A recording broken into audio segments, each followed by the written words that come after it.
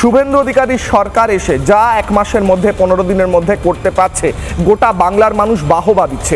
এই বাহবাটা তো কুড়োতেই পারতেন মমতা, কেন কুড়োননি? টাকার এত লোভ। এই সমস্ত প্রক্রিয়াগুলো যা আজ হচ্ছে তা যদি আগে হতো, বাংলার মানুষ ছেলেমেয়েগুলোকে রাস্তায় বসতে হতো না। বলুন স্যার। প্রথম আমি বলতেই হবে আমাকে যে সততার অর্থ দুর্নীতি, সততা এবং দুর্নীতিকে আগের মুখ্যমন্ত্রী সমর্থক করে তুলেছিলেন। দ্বিতীয়ত, তিনি 3টে মডেল চালিয়েছেন এই স্কুল কলেজে নিয়োগের ক্ষেত্রে। এসএসসির ক্ষেত্রে নিয়োগের শান্তিসীনা মডেল, সেই মডেলে হচ্ছে পেন পেন্সিলের গল্প, পেনে সই হবে, পেন্সিলে নম্বর দেওয়া হবে, নম্বর পরিবর্তন হবে।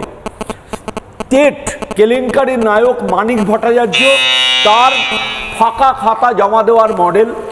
আর টাকার বিনিময়ে কলেজ সার্ভিস কমিশনে নিয়োগের যে ব্যাপারটা, 13 তারিখে এই নির্বাচন মিটে যাওয়ার পরে আমি জানতে পেরেছি কোনো একটা কলেজের অধ্যক্ষকে নিয়োগ করা হয়েছে, যার নিয়োগের 1 মাস অতিক্রান্ত হয়েছে অক্টোবর নভেম্বর মাসে। তাকে আনঅ্যাভয়েডেবল সার্কামস্ট্যান্সের জন্য নতুন করে নিয়োগ তাকে দেওয়া হয়েছে। অধিকার তাকে কে দিয়েছে? সচিবকে অধিকার কে দিয়েছে? এটাও শুভেন্দুবাবু যাচাই করুক, তার এনকোয়ারি করুক। সুতরাং এই মডেলটা যে সদর্থক, নাম্বার, ইন্টারভিউ নাম্বার যত কমবে তত ট্রান্সপারেন্সি বাড়বে।